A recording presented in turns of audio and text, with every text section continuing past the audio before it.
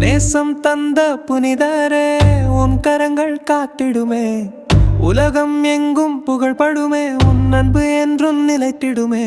அழகிய ஒளி நீயே, கதிரென் மனம் முன்னால் மட்டும் நிரம்பும், பிறந்தென் அருளால் வாழ உன் பாதம் மட்டும் வழிகாட்டும். இயேசு என்னை